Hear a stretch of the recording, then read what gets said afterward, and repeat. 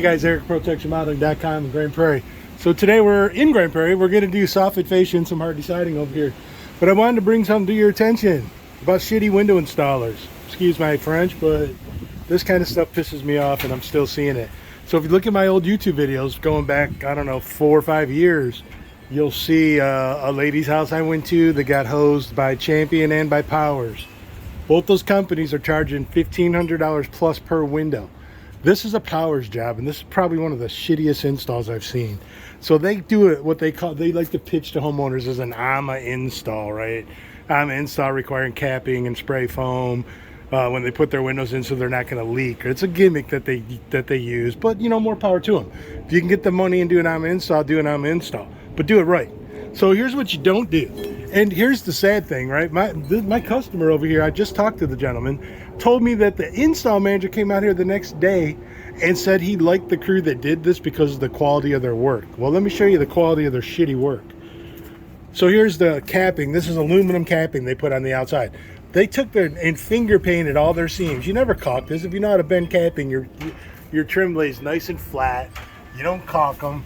Look at this big, looks like a friggin' 2-year-old ran their finger down the caulk bead over here, and it's not just that one window, right? You might be saying, oh, Eric, you're being picky. No, I'm not. Look, this one, that one, that one, that one. This is what you get for $1,500 a window, guys, when you deal with a national company. That one.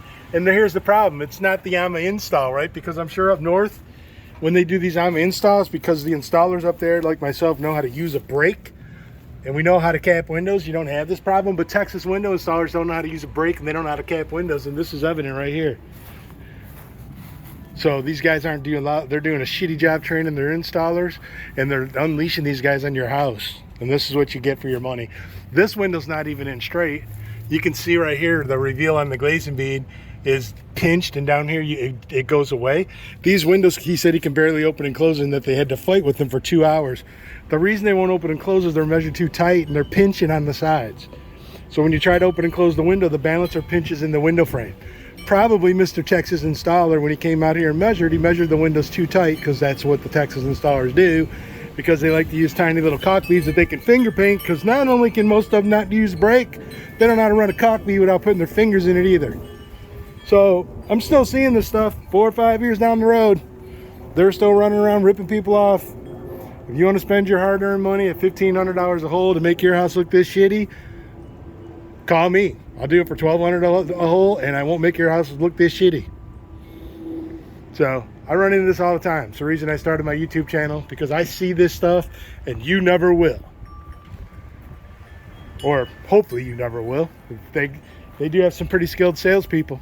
If you happen to get in front of one of them and they close you, well, you might see this. Better think twice before you deal with a national company.